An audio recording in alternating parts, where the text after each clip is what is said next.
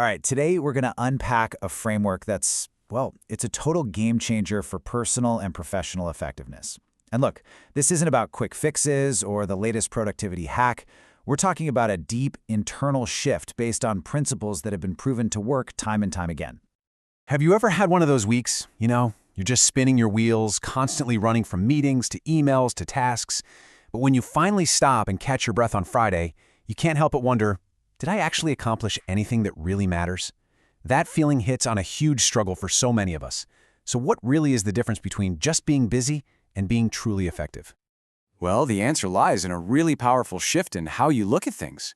The big idea here is that real effectiveness starts from the inside and works its way out. See, it's not just about changing what you do. It's about fundamentally aligning your actions with your core character, your values, your principles. When who you are on the inside lines up with what you do on the outside, that's where the real magic happens. Now, this path is a journey, and it's broken down into three main phases. First, we have to win the private victory. This is all about self-mastery, about building a solid personal foundation. Then we can move on to the public victory, where we learn to work with and win with other people. And finally, we've got to sustain all that growth through renewal. So let's start at the very beginning with that foundation, the private victory. So let's dive right into phase one. The best way to think about this is like building a house. You would never, ever start putting up the walls and the roof before you've laid a solid, unshakable foundation, right? Of course not. And that's exactly what this phase is all about.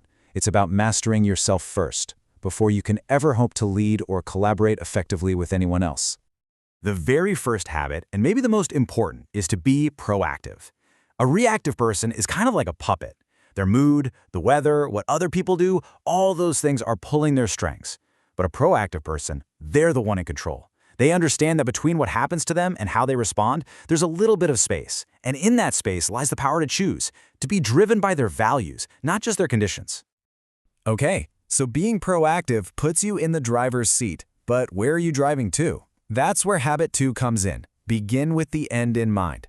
It's exactly like plugging a destination into your GPS before you start a road trip. This habit is all about defining your life's destination, your personal mission, your core values, so that every single decision you make every day is actually moving you in the direction you want to go. So you have your destination set. Now how do you stay on course with all the daily distractions life throws at you?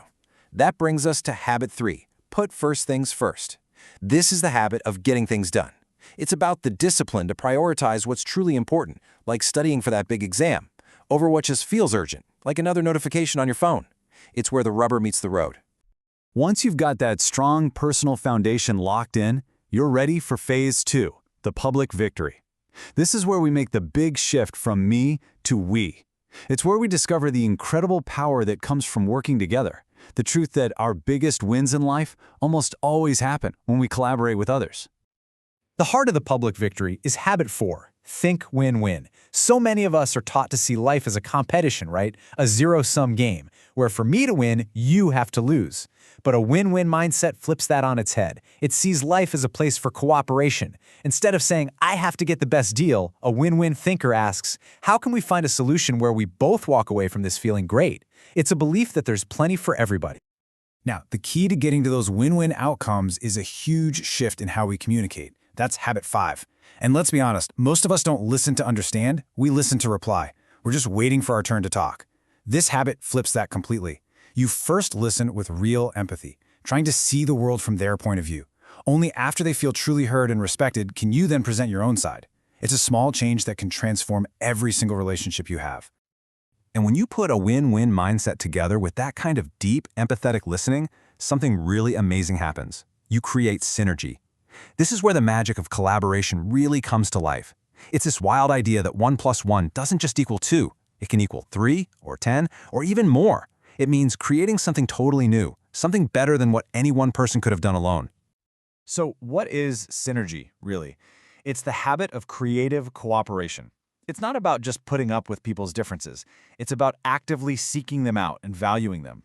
It's about taking different perspectives, mashing them together, and using that creative friction to come up with solutions that are way better than the sum of their parts. So you've won your private victory and your public victory. Awesome. Now what? How do you keep that momentum going for the long haul? That's where our final and absolutely crucial phase comes in, the cycle of renewal. This is the habit that makes all the other habits possible. Think about a woodcutter who's been sawing for hours with a dull blade. They're getting exhausted and frustrated because they're not making any progress. That's exactly what we do to ourselves when we skip habit 7, sharpen the saw. It's about taking the time to renew ourselves in 4 key areas: our body, our mind, our heart, and our spirit. And believe me, this isn't selfish. It's the single greatest investment you can make in your own effectiveness. Okay, so we've walked through the whole framework. But let's be real. Knowledge without action is just entertainment.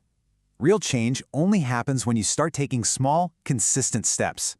So let's talk about how you can put these habits into practice, starting today. Here are 5 super simple, actionable things you can try this week, but please don't try to do them all at once. That's a recipe for feeling overwhelmed. Just pick one. Seriously, just one.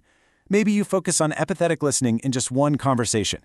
Or maybe you just schedule 30 minutes to sharpen the saw this weekend.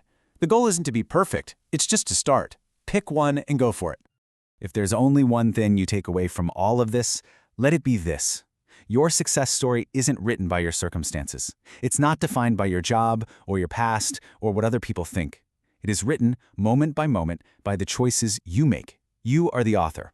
So go on, start writing a new chapter today, one habit at a time.